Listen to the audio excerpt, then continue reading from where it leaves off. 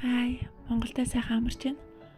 Ойрд нэг Бээжинтэй харьцуулбал Монголын 100 өглөө оройд айгүй сэрүүхэн байгаа штэ тий.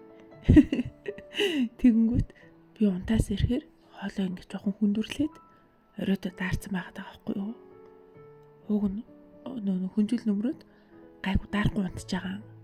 Гэхдээ нэг оройдоо ингэ гадар явахаар хоолоо өвдөд.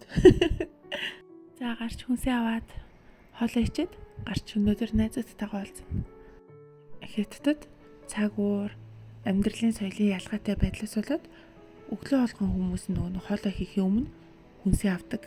Одоо хамгийн шинэ тухайн өдрийнхөө хүнсийг эсвэл өмнөх өдрийнхөө ингээд шинэ ногоонуудыг авдаг байхгүй юу? Тэгээд харин Монголд болохоор бас арай ондоо штэ. Цаг уур бас ялгаатай байдлаас болоод төмөс авахта 5 хэлээр нэг дор авчдаг ч юм уу. Нэг тэгдэгдээ тий. Тийм болохоор ногоо авах гад гарахад ер нь яг өнөөдрийнх юм уу юм өчигдрийн шинэ ногоо бас арай ховор.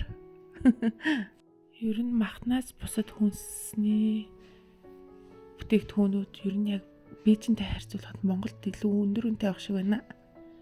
Бээжин ч өөрөө бусад хотуудаа одохно өртөг өндөр штэ.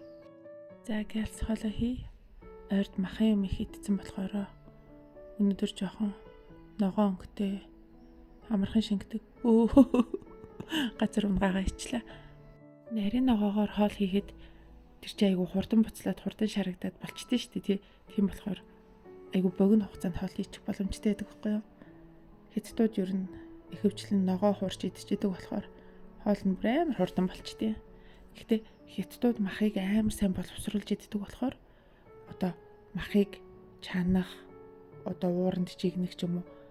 Тэгээд дарах амтлах зэрэг энэ ажиллагаа махан дээр цаг амар их авдаг. За ихэнх эмэгтэйчүүд өмнөх оройн махаа ингээд бэлэн болгох, амтлаа тавих ч юм уу эсвэл өглөө нэлээ эрт хоолноос нэг 2-3 цагийн өмнө махаа ингээд бэлэн болгодог. Тэгчээд дараа нь гарч ирэхснийх махан болсны дараа нэлээ махыг зөөлрүүлж идэг тий. Надад тэгсэн чи амар сонь заа. Бүр ингээд тасц юм ааши. Ирснээс хойш мах идэхээр хатуу зажлууртай санагдаад тэр чи амар муу штий ингээд ирүү шүү дамны бүтцэнд тэгсэн чи яг тийм муу зан сурцсан билээ штт зөөлөн мах эцээр баад хятад ер нь махыг тэгээ зөөлөлж идтий. Тэгээд өмнө нь болохоор би бас нөө ажилдаг байхдаа Монголд тэгээд хятадууд манай нөө махыг идчихэд ямар хатуу юм бэ ирүү бүтчлөө гэдэг байсан байхгүй юу.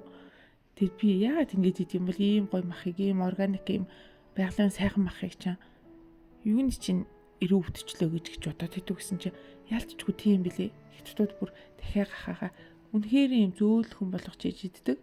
Тэгсээр байгаад ингээд бас шүд мүднийхэн хөвчлэн жоохон сайн биш үү тийм болов. За өнөөдөр би найзтайгаа уулзаж дэлгүүрээс юм аваад тэгээд найзынд очино. Манай 10 жилийн найзууд тахгүй юу? Би ер нь яг 10 жилээ төгсөл Бээжин рүү яваад тэгээд тэндээ дандаа бакалавр, магистр, одоо доктор хийжээгээ болохоор ийм Монголдоо ерөөсөө их сургууль сурж байгаагүй болохоор ер нь амьдралын сайн найзууд чинь бас их сургуулиас нэлээд олддог гэж ярьдэн шүү дээ тий.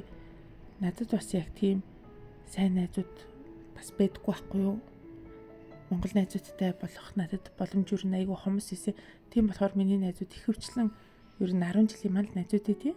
За сайхан махшаарч идэ. Манай нөгөө хар патологтой найз авахгүй юу? Найзтай ирч харж байгаа. Манай найз маань Норвегид олон жил амьдарч байгаа сайхан ирсэн. Нэгтлэн бодогч мэрэгчлэрээ ажилтیں۔ Энэ спарклинг бодулж байгаа найз маань тооны сургалтын төв ажиллалдیں۔ Цэнгэр палаштай найз маань нийгмийн ухааны магистр. Тэгээ одоо 4 дэх хүүхдээ эцэндээ тэжгээ. Хөрхөн бааз. Ер нь миний 10 жилийн найзууд ихэвчлэн нийгмийн ухаан талдаа мэрэгжлээ сонгоод одоо мэрэгчлэрээ ажиллаж амьдарч байгаа нь ихэвчлэн бидний одоо багаасаа тооны хичээл юм уу ер нь хичээлдээ бас нэлээд анхаардаг байсан. Тэгээд тэр утгаараа давтлах дамжаанд хамтдаа явсаар байгаад одоо ингээд ижил сонирхолтой болохоор сонирхлын журмаараа найзалсаар байгаад ингээд найзууд болцсон. Энтэй холбоотой байдаг бах. За харьцгаая. Bye bye.